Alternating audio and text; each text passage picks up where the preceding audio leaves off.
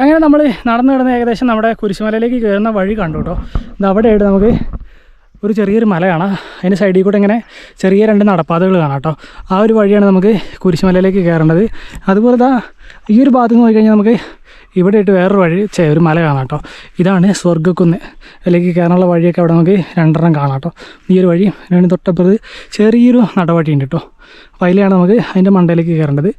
അപ്പോൾ ഈ ഒരു മലയുടെ മുകളിലേക്ക് നമുക്ക് എത്രത്തോളം കയറാൻ പറ്റുമെന്ന് അറിയില്ല കേട്ടോ. കാരണം അതിൻ്റെ മുകളിലേക്ക് തീയിട്ടിട്ട് മുഴുവനിപ്പം കരിയാണെന്നാണ് അറിയാൻ കഴിഞ്ഞത്. അപ്പോൾ എത്രത്തോളം കയറാൻ പറ്റുമെന്ന് അറിയില്ല. നമ്മൾ ഏകദേശം കുറച്ചധികം കൂടി നടന്നു കേട്ടോ. നന്നായിട്ട് ക്ഷീണിച്ചു, നന്നായിട്ട് വേർത്തു കേട്ടോ.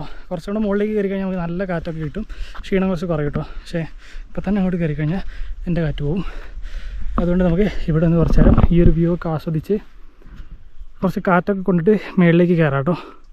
അപ്പോൾ നമുക്കിതാ നല്ല അടിപൊളി വ്യൂ ആണ് അവിടുന്ന്. അതിൻ്റെ മുകളിലേക്ക് നല്ല മഞ്ഞായിട്ടോ.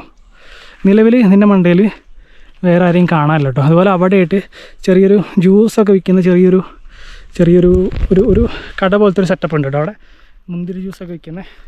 അപ്പോൾ നമുക്ക് ഈ മല കയറി ക്ഷീണിച്ച് വരുന്നവർക്ക് അതൊക്കെ ആണെങ്കിൽ കുടിക്കുക. ഇന്ന് ഓപ്പൺ ആണെന്ന് അറിയില്ല കേട്ടോ. ഇന്ന് മൊത്തത്തിൽ ആൾ കുറവാണ്. ഇന്നലെ എന്നോട് തീയൊക്കെ ഇട്ട് ഇന്നലെ ഇങ്ങോട്ട് ആളൊന്നും ഇല്ലായിരുന്നു കേട്ടോ, കയറ്റത്തില്ലായിരുന്നു. ഇന്നെന്തായാലും ആൾക്കാരൊക്കെ കയറ്റി വിടുന്നതാണ് അറിയാൻ കഴിഞ്ഞത് കേട്ടോ. നമ്മളിതാ കയറി വന്നതൊക്കെ ഈ ഒരു ഭാഗത്തോടെ ഇങ്ങനെയായിരുന്നു കേട്ടോ കയറി വന്നത്. ഇനി നമുക്ക് ഇതിലാണ് പോകേണ്ടത്. അതുപോലെ ഈ ഒരു സ്പേസ് ഉണ്ടല്ലോ, ഇവിടെ കട പോലത്തെ എന്തൊക്കെയെങ്കിലൊക്കെ ഒരു സെറ്റപ്പ് ഇട്ട് കഴിഞ്ഞാൽ ചെറുതായിട്ടൊക്കെ വിജയിക്കും കേട്ടോ. ചെറിയ തട്ടുകട പോലത്തെ ഒരു സെറ്റപ്പൊക്കെ ഇട്ട് കഴിഞ്ഞാൽ ഈ മല കയറി വരുന്നവർക്ക് വെള്ളം കുടിക്കാനുള്ള ഒരു പരിപാടിയൊക്കെ ഇവിടെ തുടങ്ങാവുന്നതാണ്. അപ്പോൾ നമുക്ക് എന്തായാലും ഇവിടുന്ന് ബാക്കിയും കൂടെ കയറാം കേട്ടോ. നമുക്ക് ഒരുപാട് നേരം വിശ്രമിക്കാൻ ഇല്ല.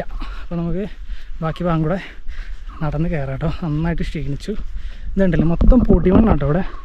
അതാണ് വേറൊരു ബുദ്ധിമുട്ട്. പൊടി എന്നൊക്കെ പറഞ്ഞാൽ രക്ഷയില്ലാത്ത പൊടിയാട്ടോ. എന്തായാലും മേളിലേക്ക് പോയി നോക്കാം.